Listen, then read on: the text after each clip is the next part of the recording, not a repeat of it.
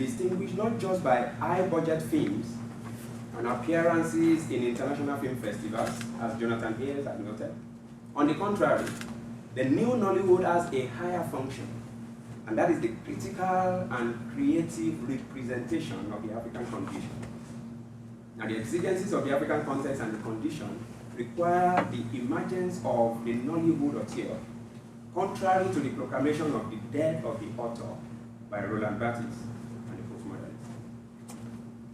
I adapted the loose distinction between the commercial and the creative as the departure point into the responsibility of the cinematic author.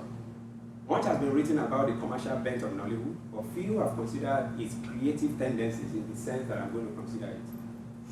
While the Nollywood author is not averse to making profits, she is actually motivated by a higher than profit objective. So the question is, how then is the author expected to be creative, which is actually the crux of my argument here. Now, creativity is essentially problematic. For instance, in what sense is creativity conceptually different from intelligence, innovation, adaptability, originality, imagination, discovery, ingenuity? Those are words that you can actually take as synonyms of creativity. Is creative intelligence a tautology, for instance? Or is creativity deliberate or unconscious? So, what I went on to do is to use Margaret Boden's distinction between historical creativity and psychological creativity. Now, we cannot have historical creativity. What we can have, because it's almost impossible for you to generate a new idea that has not been preempted at all in history. So what you have is working within the context of what you have, but representing it in some new and ingenious way. So as I said, a creative idea becomes surprising in three ways. First, it allows for the unfamiliar combination of familiar ideas. Second, such an idea can be surprising if its possibility has remained unsuspected within the thinking pattern characterizing the conceptual space. And third, an idea becomes surprising if it possesses the capacity to transform the conceptual space rather than just exploring its possibility or combining the unfamiliar. So within the conceptual space that we call Nollywood, creativity implies refreshing cinematic representation of the post-colonial condition. And what is refreshing in this sense is the capacity the film has to compel thinking differently. It is the cinematic capacity to make us see the everyday realities in new light rather than routinizing the reality. The everyday pathologies of the post-colony are in effect defamiliarized enough for us to grasp the essence as well as engage them critically. Because of my time, the last portion of that essay, I used it to do a very critical analysis of this film. Very interesting film, really. And I said that, you know, usually when we talk about administrative high-handedness, we usually look at, or the leadership problem, we usually talk about the president, the governors, the ministers. But within this film, the director turned our attention or forced us to think about the executive secretary, for those of us who have watched the film, and how a seemingly inconsequential part of the executive framework will actually derail democratic aspiration. Within that film, you have a minister who was only seen once throughout the entire movie. But you have a powerful secretary who stood in between citizens and the ministers. So somebody could just come there and spend like 3 months waiting to see the minister. Okay? Now, the film did not just do that. They don't just, you know, open us to how powerful the secretary could be.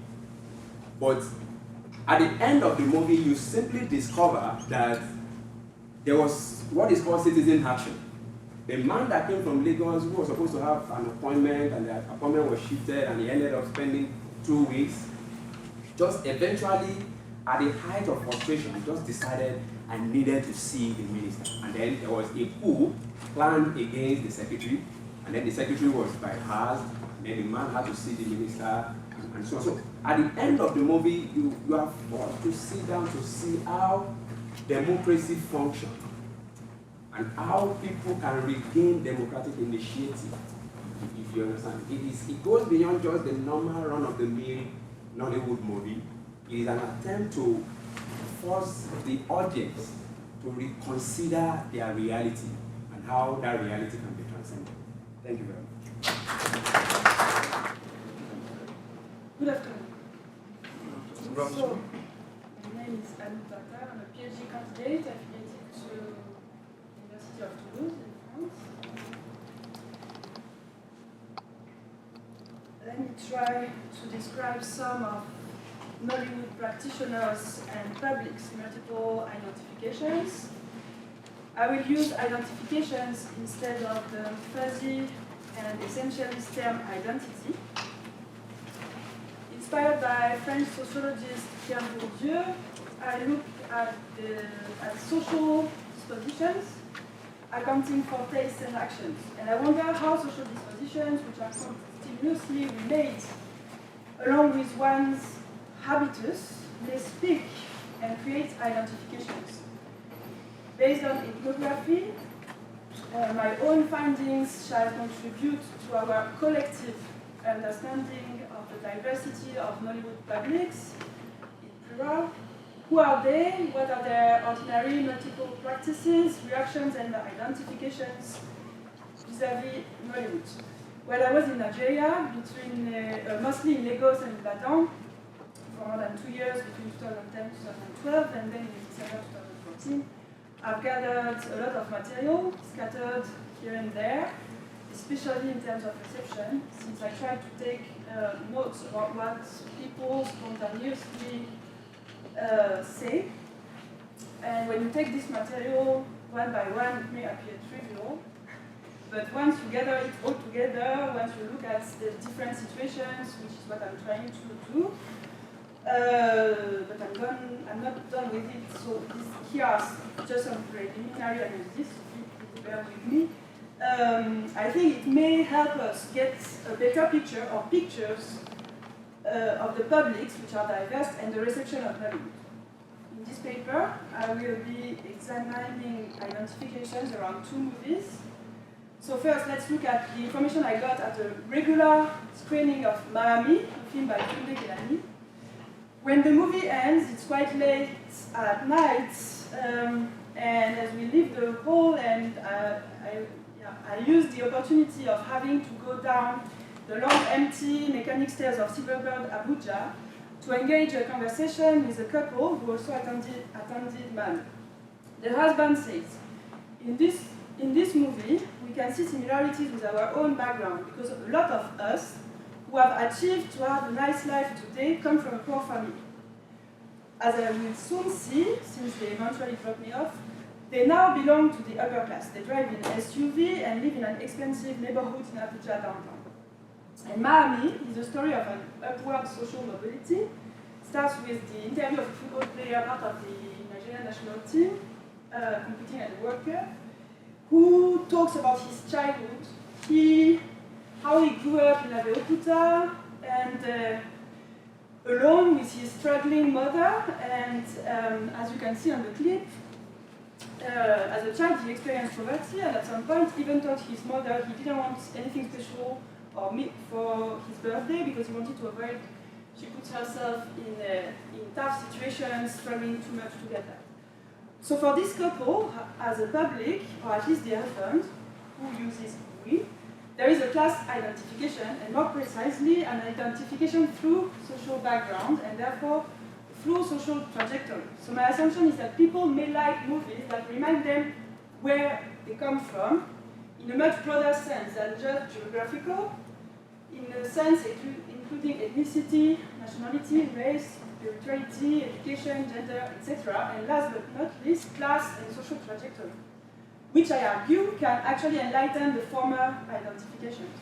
According to my own understanding, Nigerians often use the expression from where I come from, which is my background, blah, blah, blah, to explain habits, ways of being, doing, thinking, and interestingly enough, I think the way Nigerians seem to use this expression is close to what Bourdieu actually meant by habitus, which is constantly remade depending on dispositions accumulated along one's life experience, trajectory, and position in the broad social space. So this was just an anecdote to introduce my main case study, the production, encoding, and reception of, this is no longer, I don't know if we verify that as,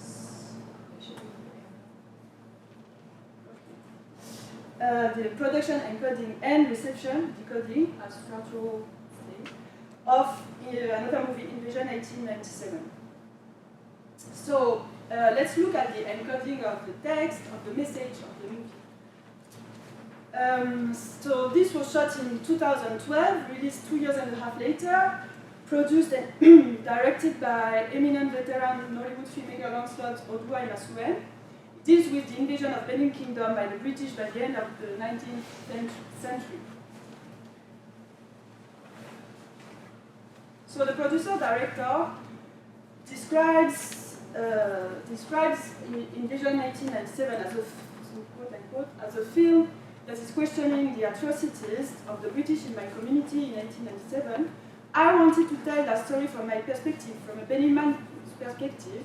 For instance, they call it a massacre. I now say no, it was an invasion, and I made every effort to show my film inside the British Museum.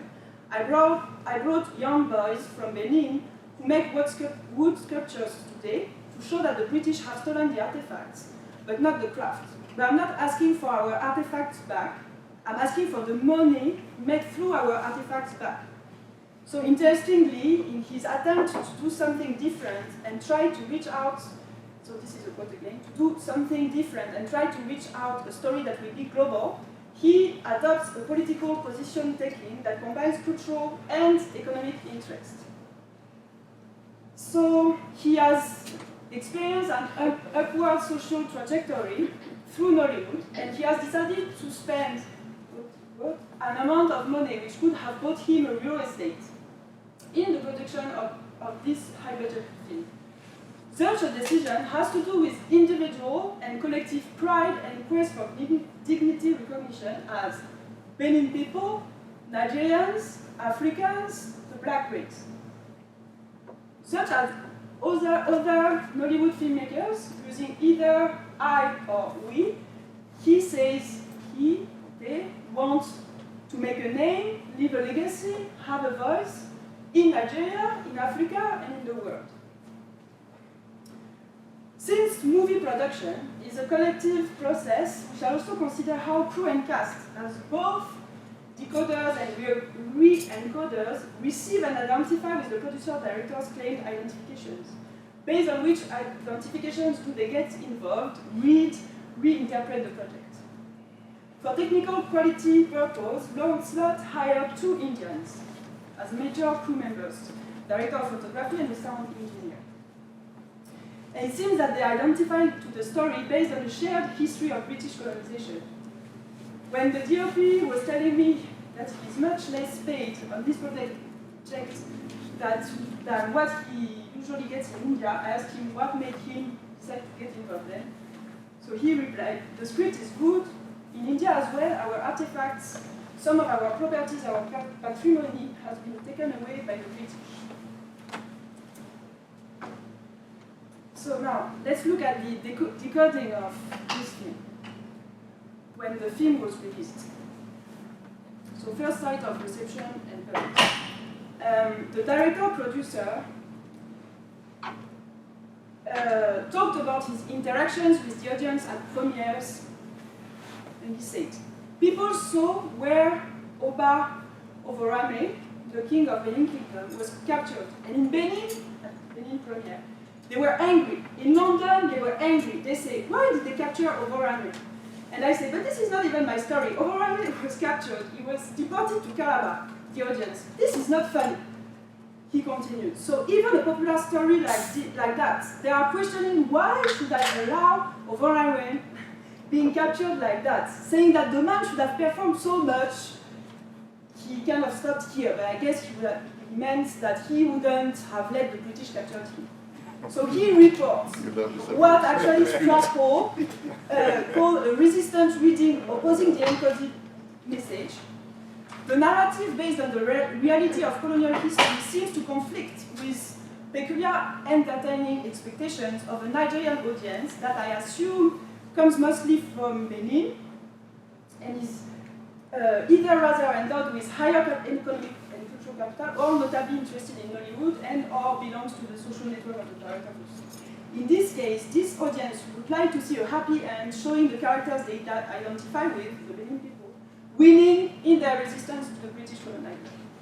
Let's now look at the reception at a regular commercial screening in a cinema house located in Surulere, Lagos.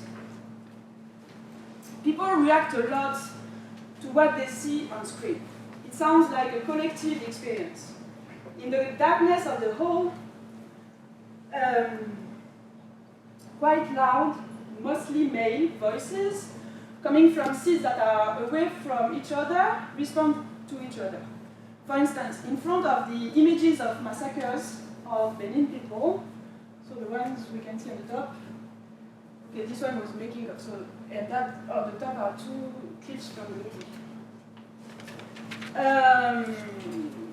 When the camera shows dead bodies all over the place, we can hear a male voice. See what these people, white, British, did to us. I guess this voice addresses his comment to the rest of the whole.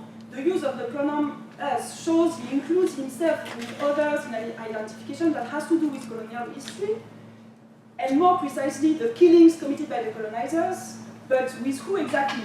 Benin people, ethnicity, Nigerians, nationality, Africans. Soon, another male voice. This one don't pass Boko Haram self. This is even worse than what Boko Haram has been doing. Here, I guess the identification is national, since Boko Haram is something negotiations take as a national Nigerian issue. And this example also shows that reception is affected not only by the national history, in this case, colonization, but also by the real current national political context. Although there is no reference to Boko Haram in the movie, whether explicit or implicit, no intention from the director producer to encode any message related to Boko Haram, this reading comes through the prism of the killings Boko Haram has been blamed for doing. Here I assume that the news headlines in the national and international media and the conversations around this political context is affecting the reception of the movie, which story is anchored in an epic historical context that happened more than a century ago. Third side of reception, the cultural pole of the black diaspora in London. The producers aim at reaching a wider audience, including descendants of the white man, who, as depicted in the movie, committed atrocities, stole artifacts, which are still held without financial compensation, has led him to make storytelling decisions, triggering disappointment among London-based black intellectuals. The cultural marriage between the Nigerian student based in London and his British girlfriend at the end of the movie has been read as compromise and a lack of total conviction. The author of these published online critiques is from the Afro-Caribbean diaspora and has got high cultural capital. She used to teach English literature at the Londonian University and describes herself as a Pan-Africanist and writer activist. The author of the movie is also accused of complicit perpetration of cultural imperialism through the predominance of the English language. Fourth, public and site of reception. Some who identify themselves and are identified by outsiders as eminent veteran Nollywood practitioners. So these are the last public. What is at stake here for them seem to be the reputation of Nollywood, affected by the cinematic quality of the movie. It's a distance critique based on professional expertise. So in private conversation, one of them told me, Invasion's set design doesn't look authentic, it doesn't look real, it looks so cheap and shallow. Invasion is an insult to us, Nigerian star actors. How can you see star actors? Justus Esiri, Segun Arinze, Charles Inoje, Paul Obazele, who are lost. Lost in the sense of whose characters are lost. We can't remember what their characters were about, as if they were minor roles. And there is a high difference in terms of production value between the London beat and the Nigerian beat. Why? So to conclude, despite the diverse reactions, there may be a common pattern in the motivations of the producer, and most of the ways of receiving this movie. Such as the producer explicitly does, most of the receivers seem to actually implicitly express hope for both economic and symbolic upward mobility. And such hope, when failed, may lead to disappointment and rejection, as it seems to be the case here. As a matter of fact, Nollywood was built on hope. This is what Lancelot said while recalling Nollywood history. We shall recall where does Nollywood come from, as in the social disposition of its ad agents, non-cinema professionals who learned on the job for TV productions, who came from a modest socio-economic background, whose cultural products became popular and commercial success, attracting many into the field, also hoping to make it.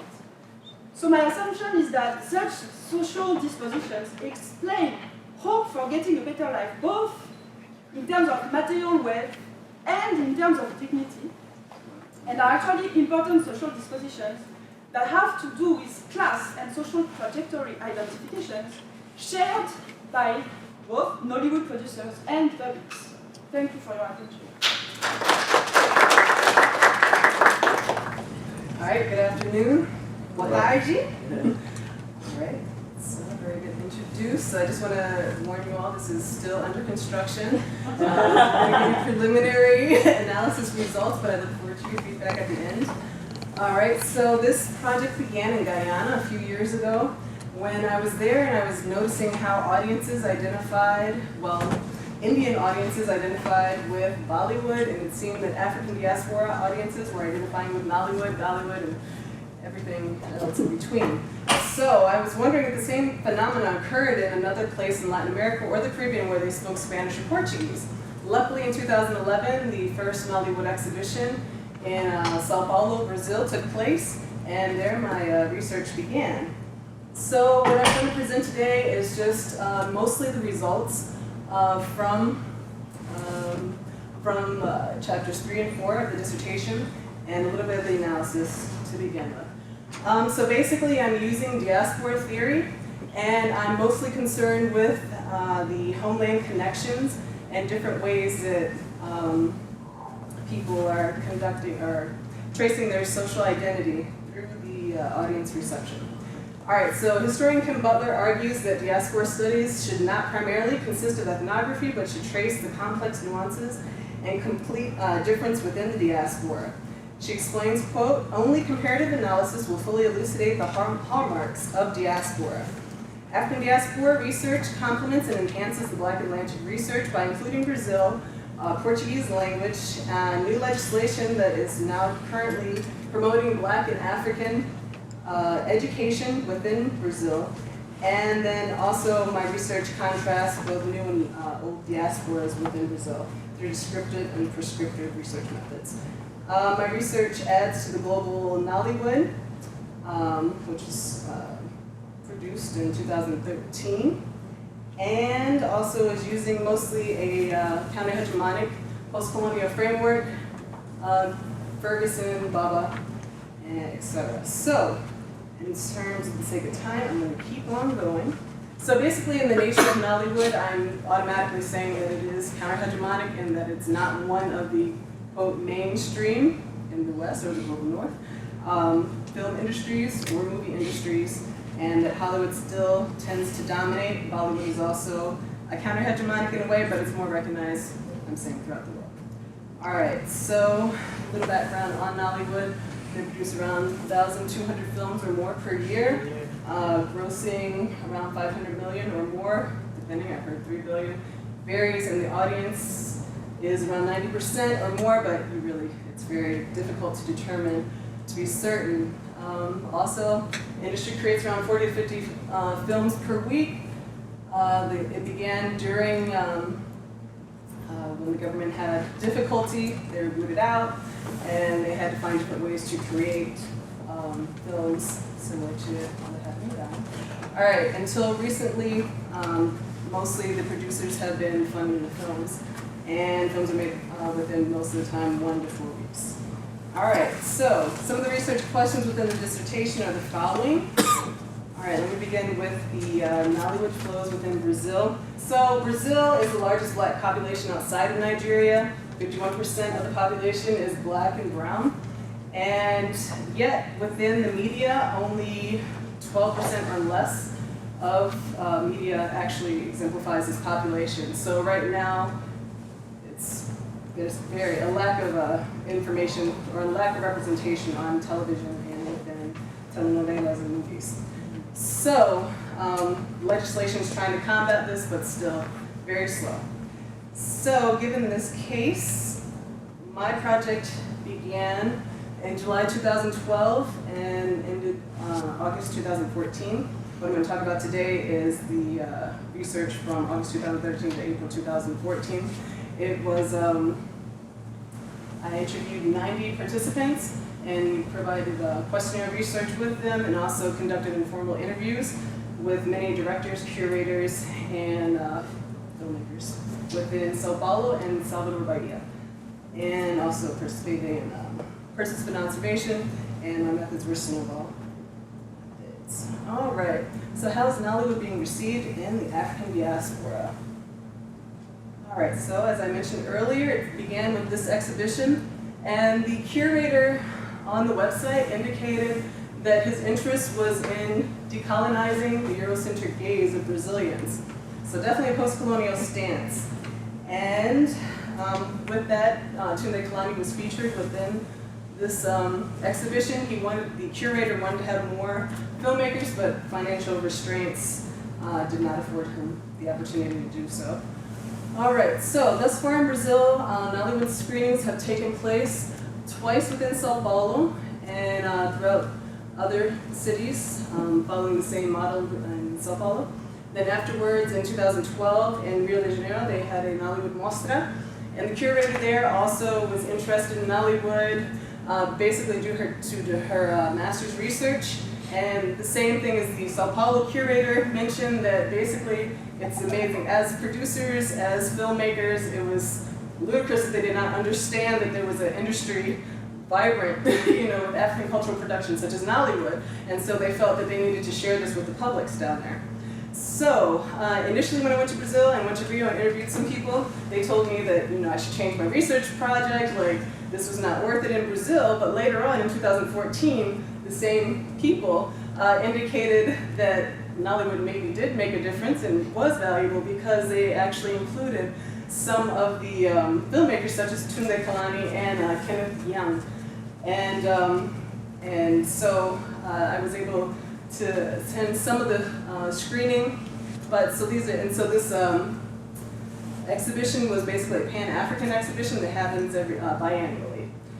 And in Salvador Bahia, the largest Black population within Brazil, they also had a showing in an art museum, and this was like the first showing after like 48 years after the dictatorship, so this was also very, very profound.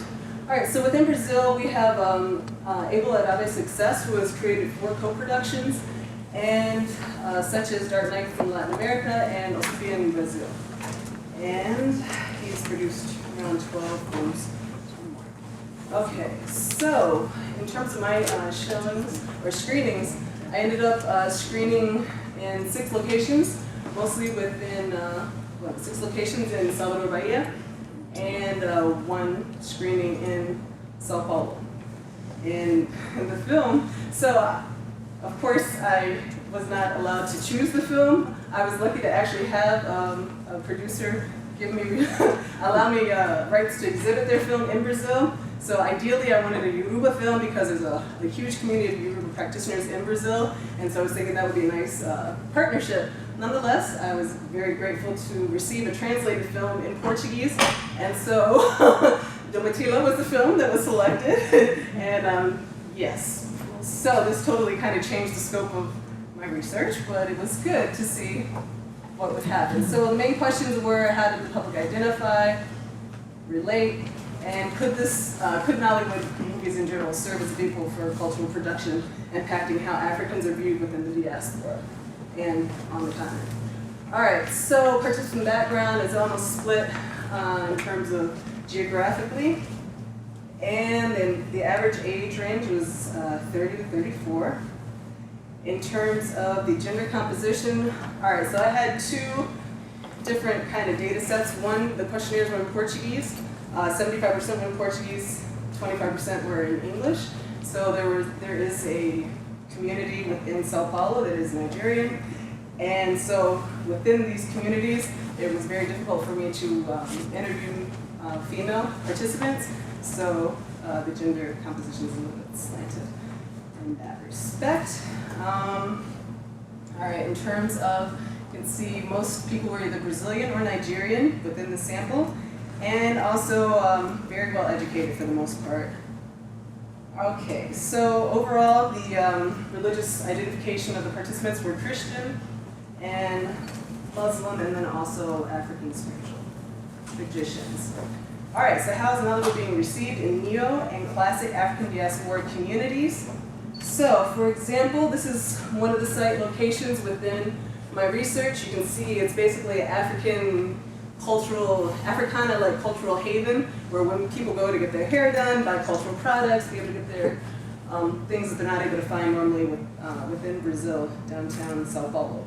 All right, so the distribution is mostly found amongst Nigerian communities, circulated through informal networks, and is either rented, sold, or done informally. All right, so most of the African participants reveal that they consume the films in the morning, not in the morning, in the evening or in the afternoon, at home or at their friend's house. Most of them once per week, or twice, 2 to 3 times. And their favorite actresses were Mercy Johnson, and then Osofia, Ramsey Noah, and Chika Ike. All right, so reasons for consumption. Most African participants revealed that it was to learn, for enlightenment, moral lessons, entertainment, my or our culture from Africa, for memory aspects, and also because it's interesting. And so I was trying to find out whether or not they thought there was like some type of connection within Brazil, and could see any connections with Brazilian culture. For the most part, participants revealed no, they could not. And because they said there was nothing in common, and because it describes my African culture, some said to remember, and then some said, yes, it does resemble in terms of telenovelas. All right, let's run. Okay, so hopefully everyone's seen the Domitila. It's about prostitution. Basically, the woman is office worker by day, prostitute by night. She has to take care of her family. She ends up falling in love with the senator. The senator is killed by his wife, who is trying to poison the prostitute, but ends up killing her husband. Ultimately, they end up in court, and Domitila is saved and spared at the end. So so now we're shifting over to the Portuguese questionnaires, and the participants watched this movie Domitila, and most of them said they could identify with it. And the reasons why they could identify was for social class issues, mentioned women, similar to Brazilians, good characters, and most people said they could identify with characters, and also like the movie. Okay, so these are different reasons why they said they could identify or could not identify, and reasons why they said it was uncertain. For example, an example of identification, one person stated that it parallels our social structure. The film showed people striving to go above social status. As a psychologist, I have worked with a variety of Domitilas in the same situation. The notion of submission parallels Brazil, parallels favelas or poor areas. So within the discussion groups, these were the top 3 themes of interest: the beheading of Domitila's friend, senator's reaction to the affair, and the court scene. Beheading brought up issues of spirituality and how traditional African traditions were looked upon negatively and perceived as abhorrent. So similar to Brazil right now, they're still striving to affirm African cultural identity in certain ways. So that was problematic. In terms of the senator's reaction, the themes of polygamy came up in just the different ways. Some people were totally for it. Some people felt that this was a Eurocentric, that people reacted in Eurocentric ways. And in terms of the court scene, people were very surprised aesthetically by the wigs. and also for the first time in the film, it was nice to see a black woman in power and black lawyers. Because in Brazil right now, they're fighting for the rights. Less than like 5% have like power within the country. So this is something they hardly ever see. So they were appreciative of that. So these are the major themes that were identified within the discussion group for the most part. So overall, they felt that aesthetically, Nollywood would help, and it's better to basically show that Africans live in the city, and it's not just jumping gazelles or greenery or savannah, as Adeshina said. Africa is not one Nigeria, has many people, and the film only shows a reality, not all African people. Film shows the urban yearnings, women's desire, and wanting to not have an easy life, etc. So, all right, in terms of reasons it could not promote Nigerian cultural understanding in Brazil, many participants felt that the people in Brazil, it's a very racist society, and just to see African mannerisms or things would not be understood, so body language, it would probably be ridiculed and made fun of at times, so that would be a deterrent. Okay, so although many people had mixed feelings about the film, they felt that anyone that is black and is studying cinema, and this can also be applied for white Brazilians as well, anyone studying cinema studies should know about Nollywood. It's embarrassing for a black person from the university that studies film to not know about Nollywood. This film was irritating for me because of the sound and the soap opera style. The question is, do we need Nollywood? Outside of ideological orientation, imagine a country with the most African descendants outside of Africa not knowing about it. I was just one of some directors producing films about genocide and African mass incarceration and the campaign against black and brown extermination here. So this kind of like indicates a post-colonial third world cinema stance and how there are deeper issues, and the films that are being selected or should be selected in the future should definitely have political orientation or education that would be able to help Africans understand roots or understand contemporary society nowadays. All right, so here's a little bit more information about portrayals. Let's get to the lots of limitations, time constraint. All right, so ultimately, just to kind of give you a scope of what's going on in Brazil, people that are interested in Brazil are the entrepreneurs, the cultural communities, cinema studies scholars, cinema clubs, and government. So ultimately, the diasporic ties are definitely the visual body images, aesthetic styles, clothes, hair, houses, rural areas, and cities. Spirituality is very problematic. In Brazil right now, African culture within the evangelical and Protestant community is completely demonic. So anything from Africa is considered demonic. So bringing these films would probably be good in a certain way to change that notion within the Christian communities. Whereas on the other hand, to have contrast or have visual images about the African cultural continuities in a negative way would be problematic within the traditional African spiritual communities in Brazil. So, but ultimately, diasporic ties also, the global South violence and oppression, people couldn't totally identify with it. All right, so these are some of the other ways they connected, and ultimately I'd just like to say that, quote, Nollywood is an exceptional field of cultural production, the kind that is difficult to ignore, one that has crossed national boundaries, creating what is akin to sub-regional expression of culture and society. So I would like to thank you for your time.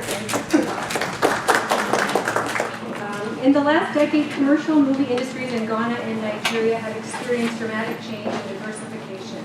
The languages, locations, genres, and quality of films have broadened, and distribution has expanded transnationally to other African countries, as we've heard, and to the African diaspora in Europe and North America.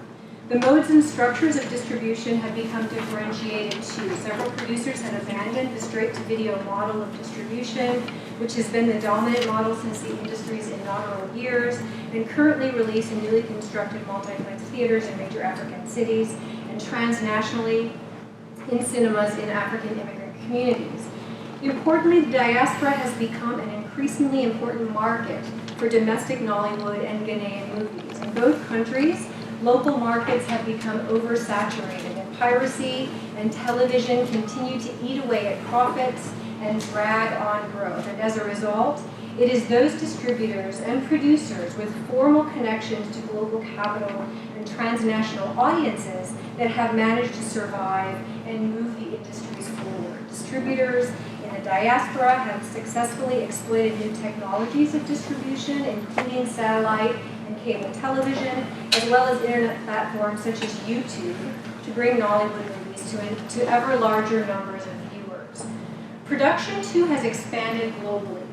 The recently published volume, Global Nollywood, investigates the extended reach of the so-called Nollywood diaspora, which we might loosely define as the spread of Nollywood movies and of the Nollywood cinematic style and Nollywood modes of production beyond Nigeria and Ghana and throughout the African diaspora in Europe and North America.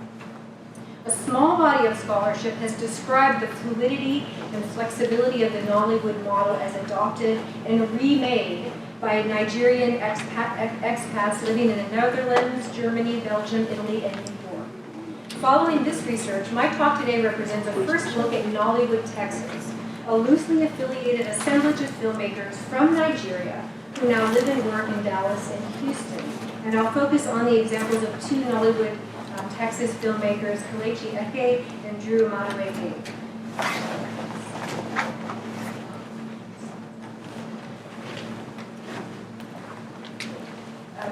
It would be difficult to describe Nigerian Texas filmmakers as members of an industry, an organized group of individuals who work within common networks of production and distribution. Though there has been some collaboration among them, for the most part, these Nollywood Texas producers work independently.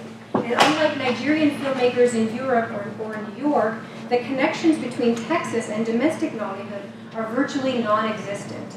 Aside from one or two big-name Nollywood stars who have appeared in a few movies, the Texas filmmakers have no informal or formal ties to the Nigerian domestic industry. This is noteworthy.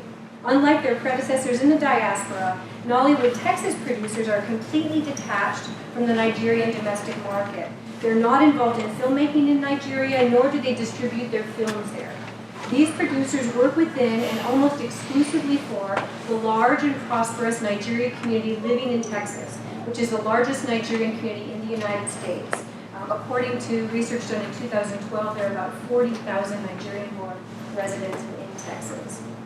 Like Nigerian diasporic filmmakers in Europe and other parts of North America, the Texas filmmakers rely heavily on the support of these communities. The social networks that have been described as enabling migration have fully supported Texas Nollywood, awarding its filmmakers achievement awards, promoting its movies in Texas Nigerian newspapers, and buying tickets, which often go for as much as $50 each, to film premieres and screenings, and when available, purchasing DVDs of the films.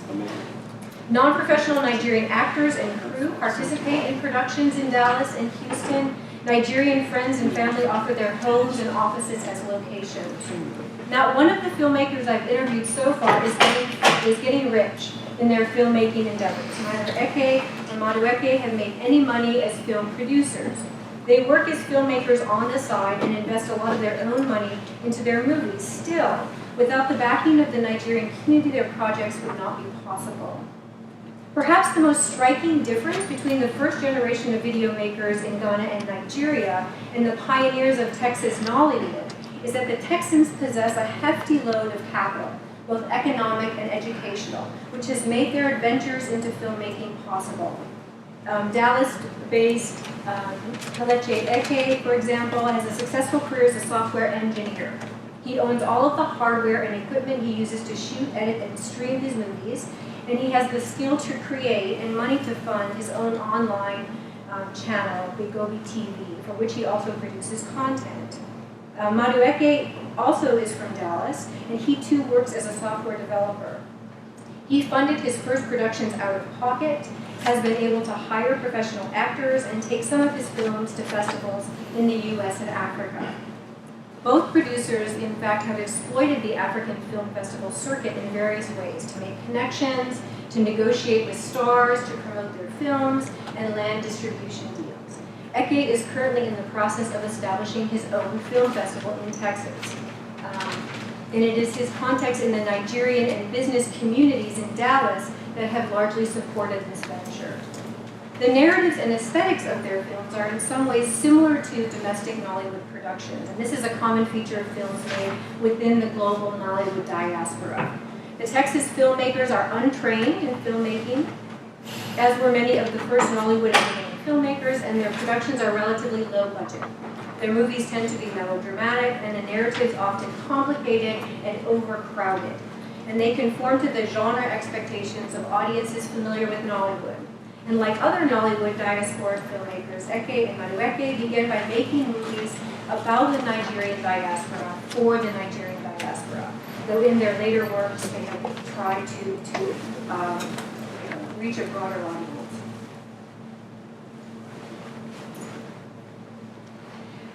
Jonathan Haynes has argued that movies of this type, movies set in and about the African diaspora or Nigerian diaspora, should be understood as a genre.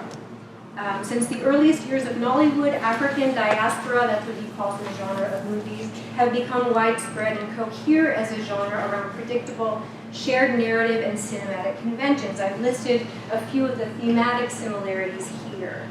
In addition, the films tend to be shot, in both locations, and cut between Nigeria and the diaspora within the chronology of the film narrative. These movies target audiences in Nigeria and abroad, and the diaspora film seeks to appeal to both. So it offers Nigerians in Nigeria views of life elsewhere, while at the same time giving Nigerians in the diaspora scenes and stories that are familiar. What is striking about the diaspora genre films made by Nollywood Texas producers is how detached from Nigeria, or Africa more broadly, they are, as commodities, as mentioned previously, and in the stories they tell. The narratives are set exclusively in Texas, and the only theme of the diaspora genre that we find in, for example, the Okra Principle, which is the example that we talk about here, is cultural difference. In the films made in Texas, Africa is not a place. Nigeria, in other words, is not a homeland. Deterritorialized and gendered, Nigeria is signaled as an affective relation, a diasporic feeling produced within families and romantic relationships. It is a sort of affective unease that men ask their women to calm or quiet. The Okra Principle chronicles the relationship difficulties of three Nigerian brothers. These are men who are fully integrated into U.S. culture, whose work cultures are diverse, the movie makes a point of showing us this, who have African American, Hispanic American, white American girlfriends, and soccer buddies. They don't experience racism, alienation, or exclusion. They have been successful in the U.S. They drive big cars, live in big houses, and are nurtured by a rich and diverse community of friends and family.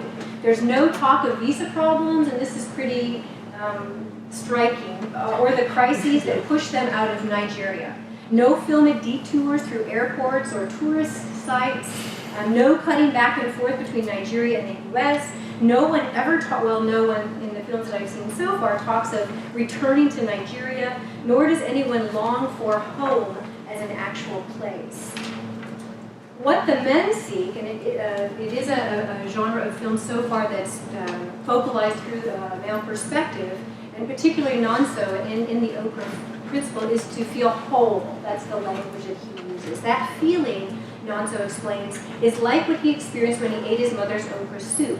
The men refer to this as the Okra Principle. Again and again, when their female partners push them to explain what is the Okra Principle, what is it that you're looking for, the men explain that it's not about the food, it's not about the actual okra. Okra, it seems, functions as a metaphor for how a woman makes a Nigerian man feel. Africa or Nigeria, and sometimes those are used interchangeably, are not used to signify home, a place, or to refer to a location, nor are they affiliated with language or cultural knowledge or practices. Instead, Nigerian culture is a longing, a sensation felt by an African man and quieted by his wife or lover. Just a little bit more about this. So Nonsa is married to Tasha, who's African American and is full of insecurity. You see her on the left there about her marriage. She accuses her husband of marrying her only for his papers and fears losing him to a woman she calls his African girl. You see her in the second picture.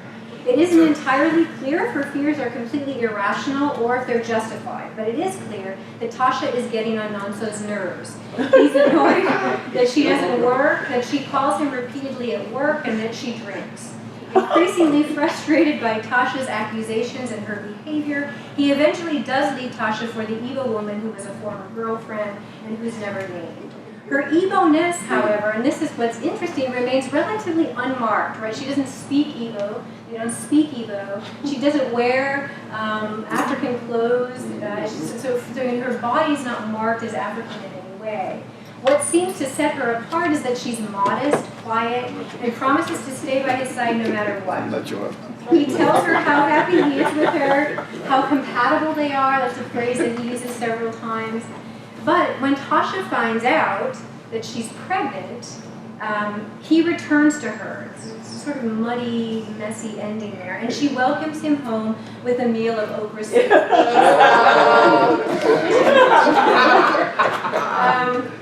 So on the one hand, this is rushed, so maybe you don't get a good sense of this, you'll have to trust me, the okra principle seems to be critical of African men who explain feelings of longing or loneliness as expressions of cultural difference. Of the three men, at the end of the film, we might read the resolution in such a way that, it isn't actually about okra at all, it's about something else that's going on in the relationship. Yet on the other hand, the film reaffirms that difference. So Nonso and Tasha's stories, which I've summarized here, it resolves when, that story and the other stories resolve when women do what their men ask them to do. Whether it's making okra stew, putting on lipstick and makeup, or trying new sexual positions. The film's muddiness reflects, at least in part I think, the filmmaker's desire to narrate experience and affective relations common to Nigerians who are fully integrated into U.S. culture. The film must appeal to its base, which is the Texas Nigerian community, yet perhaps it's also trying to reach beyond that community by translating cultural difference as feeling, as sensation, or affect. Its significance for scholars of Nollywood, I think, is that it realigns home and identity, reconfiguring homeland, as I said before, as deterritorialized affective relation. And so in that way, we might think of these films as advancing by straining against the conventions of the Nollywood diaspora genre. Wow, and I must have been fast because I didn't even get a slip.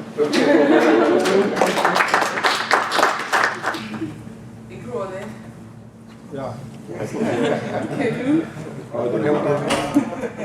Lekai? Sawubona. You're using all your time to greet people. Chair will stop you.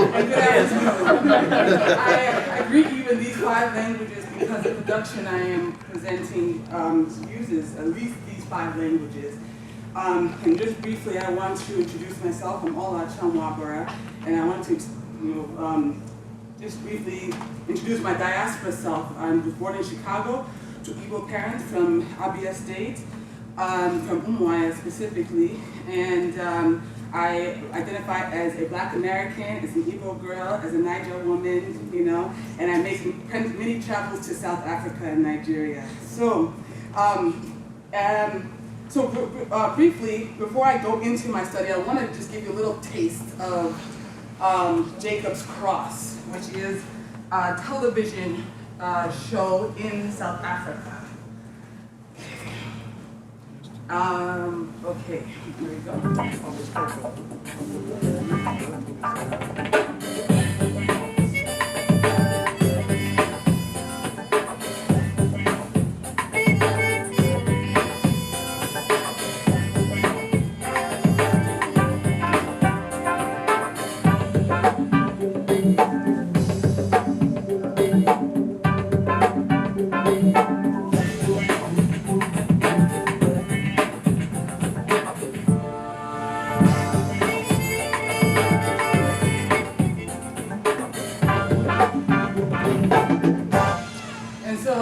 you see here a mix of South African as well as Nigerian actors and actresses. And that is Jacob's Cross. It's a show about a young man named Jacob who finds out that he is actually a South African, who finds out that he's actually the son of a Nigerian, who owns a lucrative oil refinery in Nigeria. And it turns out that his mother was an exile, a singer in exile during apartheid, and exiled to Nigeria where she met his father. And so the whole show is about him coming into his understanding himself as Yoruba, as well as negotiating his identity as South African, and then taking over the family, business, basically. Okay, so I just wanted to briefly, from the wonderful presentation last night by Professor Bilade, she mentioned in her presentation that out of the conference we must emerge concrete roadmaps forward, right? And my program, African American African Studies, our main goals are academic excellence and social responsibility. And my goal as a Black Studies scholar is to reveal and determine African world epistemologies for decolonial thinking and towards liberation for Africans in the African world. And so related to her presentation, I have a quote here from the African Cultural Renaissance Charter that comes from the African Union about the preservation and the, celebration of African culture, which they say in Article 6 that at a national level, the promotion of identities consists of fostering mutual understanding and coordinating intercultural and intergenerational dialogue. At a global level, the promotion of African identities exemplifies African dignity and freedoms. It presents African values and a contribution to Africa and the African diaspora to building of universal civilization. So briefly, my research is on the Nigerian diaspora. And the Nigerian diaspora, like any Nigerian or African diasporas, is a complex web of shared experiences between African homelands and African hostlands. Diaspora identities are forged as a result of negotiating one's ancestral belonging alongside dominating oppositional realities. It's a constant transformation and perpetual state of becoming in Western homelands. And so you see here I have a mix, there's Brazil up there, the Orisha gods, Kemi in The Simpsons is talking about African literature. Tiwa Savage, who you might think is only Nigerian but was raised in the UK. Danny Glover and what's his name? Played what's his name in the movie? Forrest Whitaker, who find out that they're Igbo and they've gone home. The NIDO, the Nigerian and the Diaspora Organization, exists in many different countries, including Cambodia, Russia. Olaocha Piano, to show also that over time we have from our region, the diaspora that's long-standing. And actually this here is the one in the middle is the Oyotunji village in, I think it's one of the Carolinas, and this notice says that you're leaving North America, you're entering this village, welcome, right? So, Stuart Hall in his article, Cultural Identity, forefronts the emergence of third cinema in the 70s as a visual representation of the post-colonial subject that is a product of the African diaspora.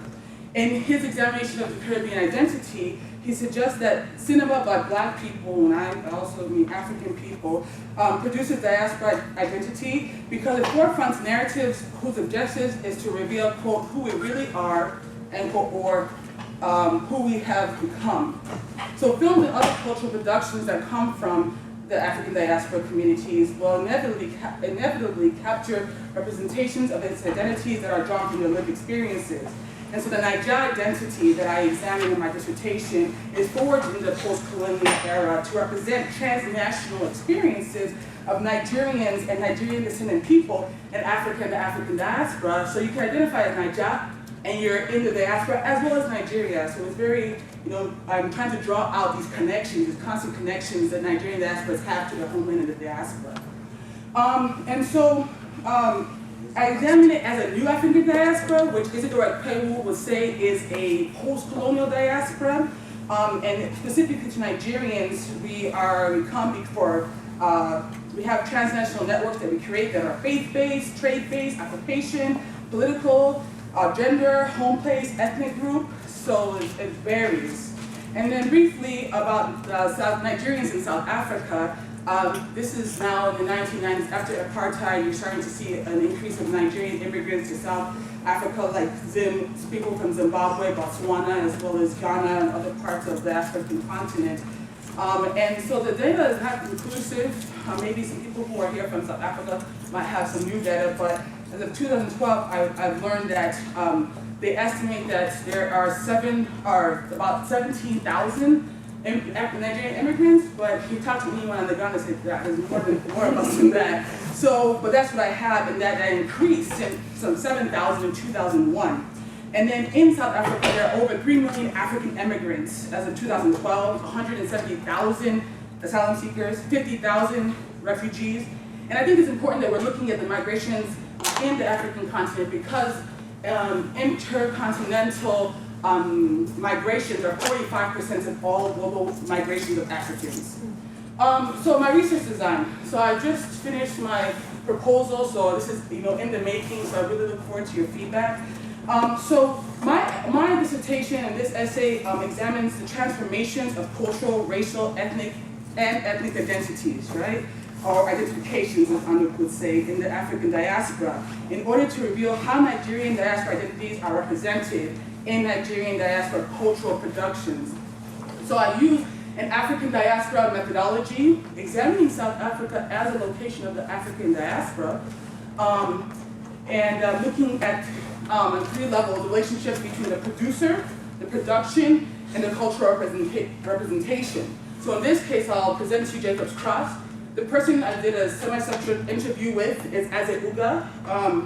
And then from this, we draw out the cultural representations, and I'm able to kind of relate them together to gain rich information about Naija identity in South Africa, perhaps. So I posit, let me move this for time, I want to get into the videos.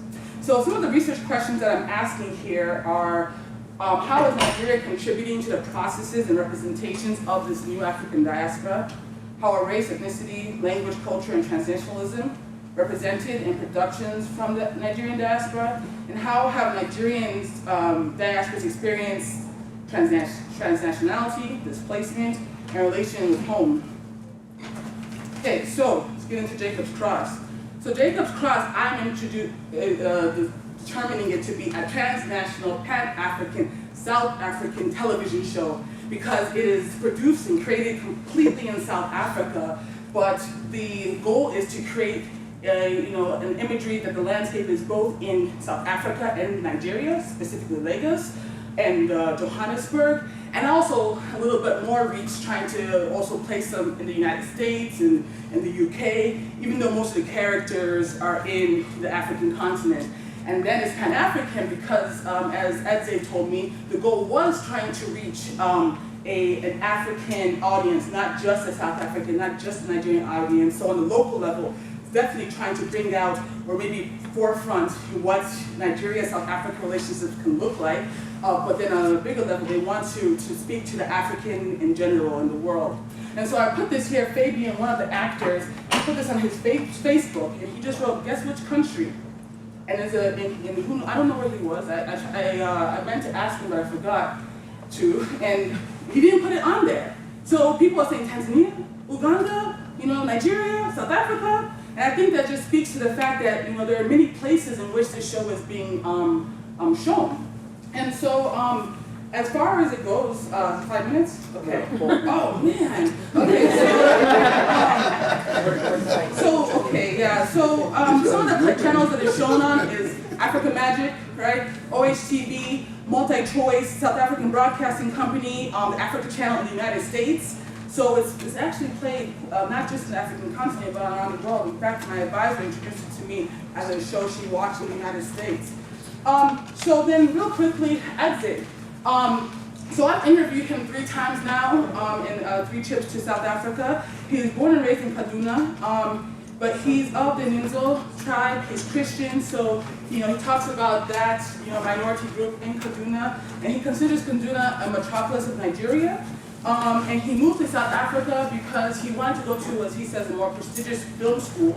And at the time, in the 80s, South Africa was a place to go, especially since UK and US were hard to access.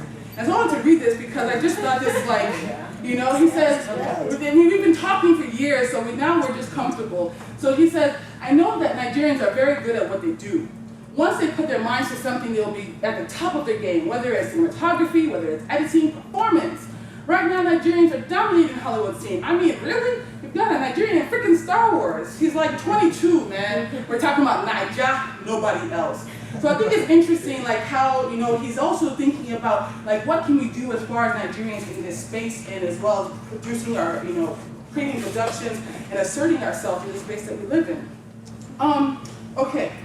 So, on his contributions to Jacob's Cross, which is very important to why I wanted to interview, the producers, is he says that he was the main director who was not South African, white or black or otherwise. He said that his goal, like, he had to constantly tell, no, this is not what a Nigerian would do in this situation, He had to combat maybe just lack of knowing of Nigerian culture.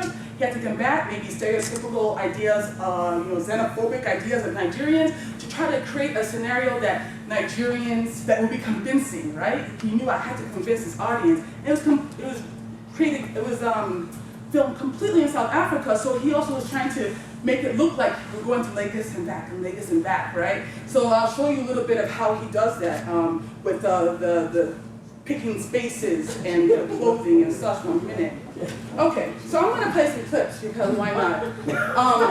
And then hopefully you can ask me about my analysis and I can tell you what I think of this. So I have 3 clips: cultural, ethnic, and racial representation. So this one I'll just show briefly shows the attire. He's in Lagos. When Jacob is in South Africa, he only wears Western dress. But when he goes to Nigeria, he's always wearing Yoruba attire, right? And also it shows the family values as well. So just terrorist is one thing, but marriage to him is madness. Madness. Doing business with Dafe has brought Abayomi nothing but good. The Isoko deal has been a huge success, so much so that other companies are considering the same thing. You should be proud of what you've actioned. Listen to us, Jacob.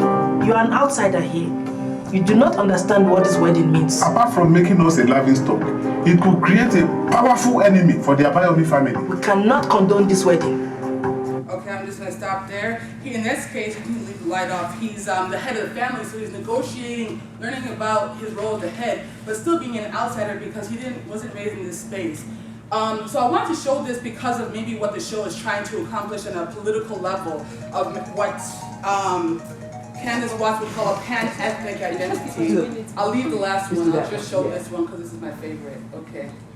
So now he's presenting his dream of a pan-African business. People have called me naive for trying to put a venture like this together. Have called me greedy, wet behind the ears, overzealous.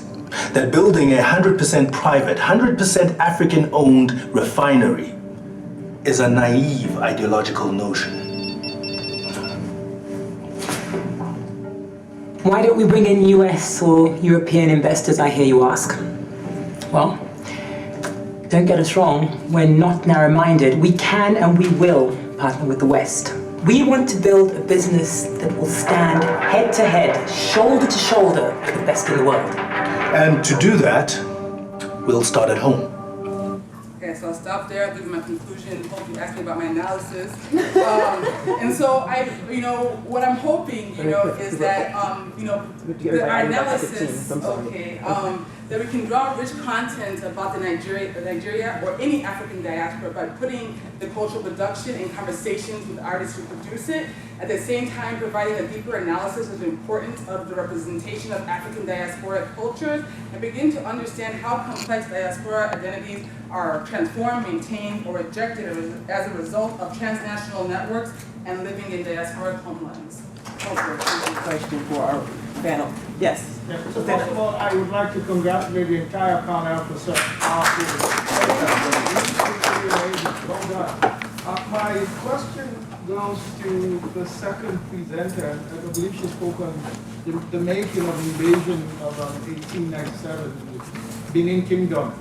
And I was wondering what you make of the theorization, or how you theorize that particular invasion, the way the movie captures that particular invasion. And I'm speaking to that vis-a-vis the typical Hollywood representation of facts of history, where it tends to be quite nationalistic, essentially looking at things from the epicenter of Americanness. And I'm reminded of the Iranian Revolution of 1979 and how that was captured by Hollywood in a way that marginalized the extraordinary role of the Canadian ambassador to Iran at the time. So I wonder what your take is on the way that that particular historical moment was captured in that movie.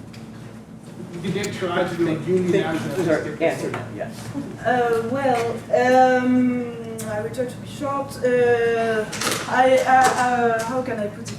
I don't try to theorize that particular historical moment. I try to, as a sociologist, I try to understand the different perceptions of various agents and how they read it. I don't try to give my own reading.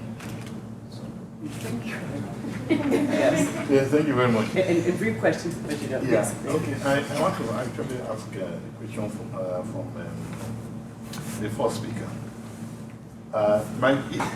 You raised, use this concept of making Nollywood pan-African. I do not know whether you have also considered the fact that there is Gollywood. Somebody also mentioned it in the presentation. Now, my understanding of pan-Africanism or pan-Africanism is that, you want, it's a symbolism representing the whole of Africa. Now, how do you take care of what is happening in Ghana and possibly what may emerge in other territories in Africa in terms of, filmmaking, cultural identification and what have you? Thank you. You say, I see some kind of intersection. Okay, we cannot differentiate Bollywood from Nollywood, okay, in terms of the objective of the filmmaking. Okay, so there's no way you can say that what the Nollywood Ghanaian filmmakers are doing is essentially different from what the Nollywood filmmakers are doing. Okay, so when we talk of Pan-Africanism, number one, we want to see the extent of the reach. We've been talking about diaspora here, okay? So we're reaching not only Africa continent, we're reaching outside of it.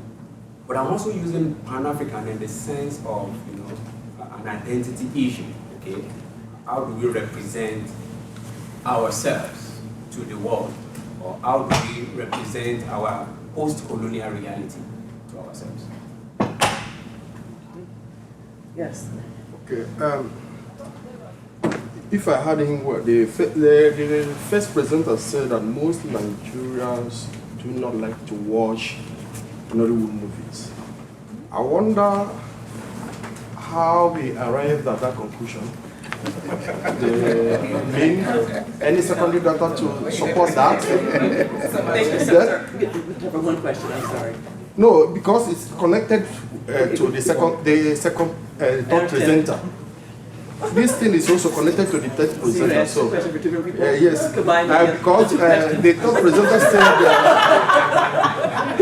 for the third presenter, if I had her well, she said 90% of Nigerians watch Nollywood movies, which is contrast with what the first presenter said. So I was surprised. Where did the facts from? Is that I also wonder how she was able to arrive at that figure. Right. And what is her source of information? It's okay. It's cold now. So please respond. So where you're fetching facts from for? Yes, so audiences cannot be determined, really. So I've heard 85%, I've read 85% to 90%, but ultimately I've never heard audiences did not. I mean, I've heard there's definitely a population that does not like to view Nollywood, but I've never heard lower than 50%. Let's say that, so. Can I just add something on this? I think it has to do with popular culture, the fact that people don't like it or criticize popular culture or Nollywood doesn't mean that people don't watch it. Yeah. They can be ashamed of saying in certain contexts that they watch it, or they can still watch it for certain reasons that we're trying to understand, but still criticize it. Yes. Yeah, thank you. Just a few comments, 2 minutes because of time. Yes. Yeah. I got a button ready for you. Yes. Afolayan. But they can't about okay, my comment is just that I'm only trying to point out that we should be a bit careful so we don't generalize Nollywood. Nollywood is a phenomenon, it's a cultural art. Okay, and that Nollywood now we have different levels. So when we say Nollywood, it doesn't just cut across all genres of film. We have genres where we have cinematic styles, historic, and all that. So sometimes we pick the sample that may not necessarily represent the entire spectrum. And then when we do that analysis, we could have a fault behind it. And that also goes to Kamahra, because I'm sure if you had opportunity, you would have used a film that is not 20 years to be able to analyze this issue. And that's where we can have problem of sampling, within the sampling phase. Thank you. Yes. Yes, I just have a suggestion for Mr. Anouk and Kamahra. Just like he said, I'm thinking that if you want your results to be diverse, you need to take more case studies. More case studies? Yes, more samples. So he could represent many of the genres that just mentioned about. For the Nollywood Texas, I wonder whether that means there's a difference between the producers in Africa and the ones in Texas. There's a difference between the producers? Well, you could also take like comparative study, so to say. No, I'm not interested in doing a comparative study. What I'm thinking about is the way that what's happening in Nollywood, Texas is not only different from early Ghanaian and Nigerian film, but the way that it's different from other things that are happening in production in other parts of diaspora. Just one for Dr. Afolayan. Actually, so maybe you can talk at the banquet, because I did responsible for, you were missing the shuttles. So again, you come back twice and like, thank you so much for